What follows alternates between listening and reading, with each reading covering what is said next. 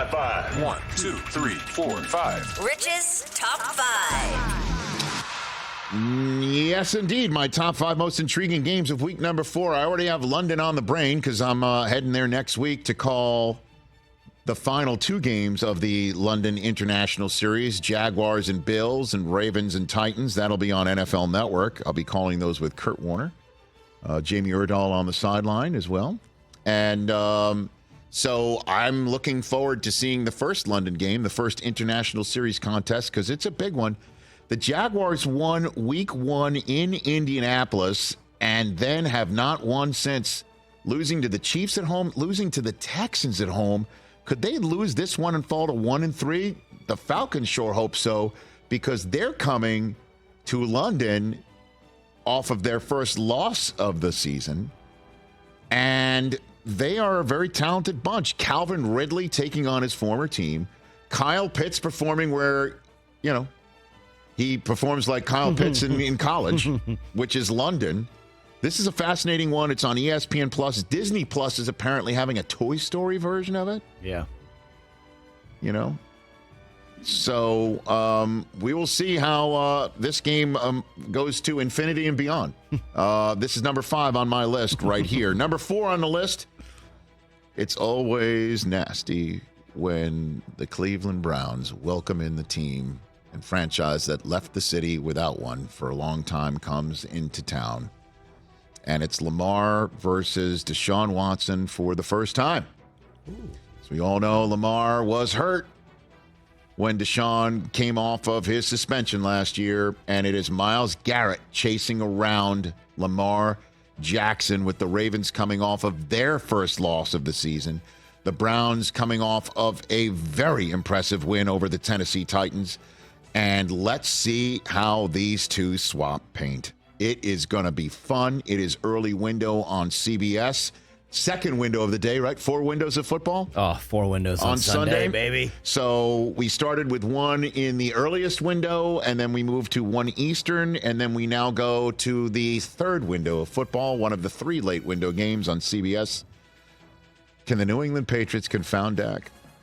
Yes. Can Bill Belichick's hoodie go on into the place in the Metroplex where he spent so many years coordinating the defense to try and confuse people like, I guess, where am I go back to Aikman, Danny White, Belichick has a history with the Dallas Cowboys, and it's going to be awesome, and I cannot wait for this, and I think everybody's expecting the Cowboys to just get back on its winning ways after getting punched out when they did not punch down on the Cardinals appropriately enough.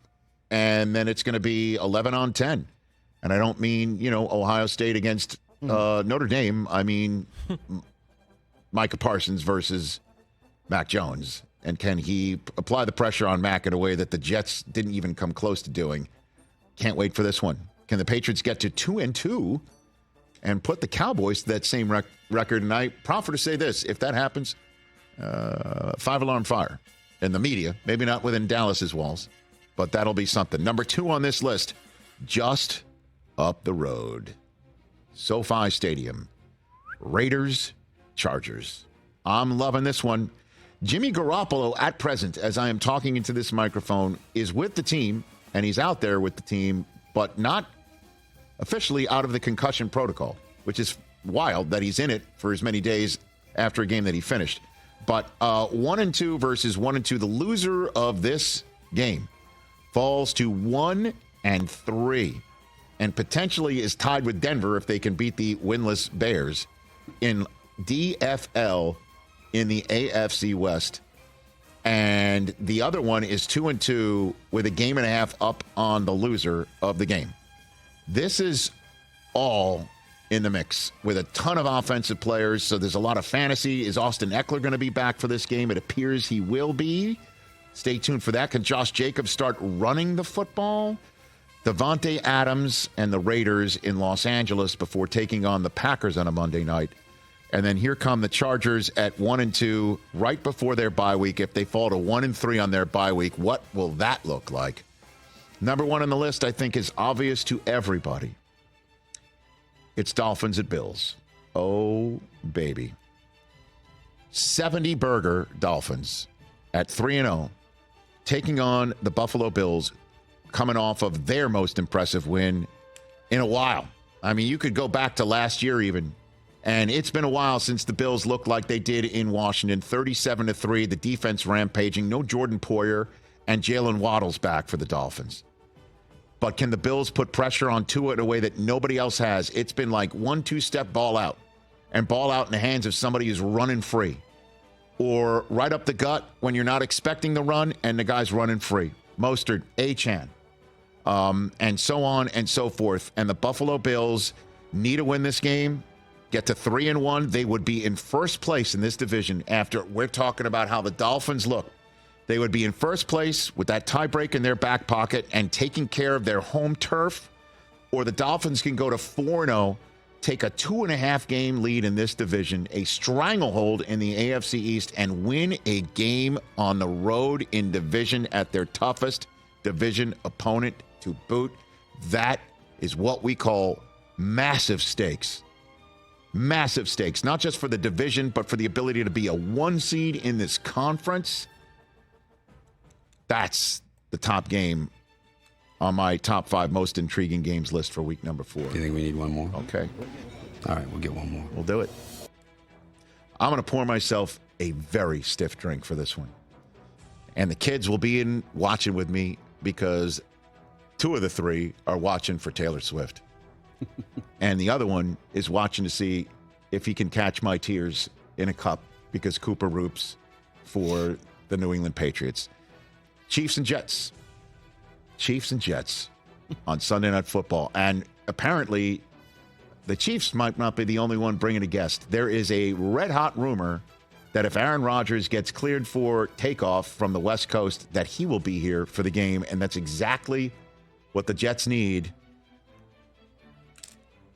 because it does appear that if it doesn't go very well on that field, the sideline could potentially get, as the kids might say, as the Swifties might say, fugly is the word I will use.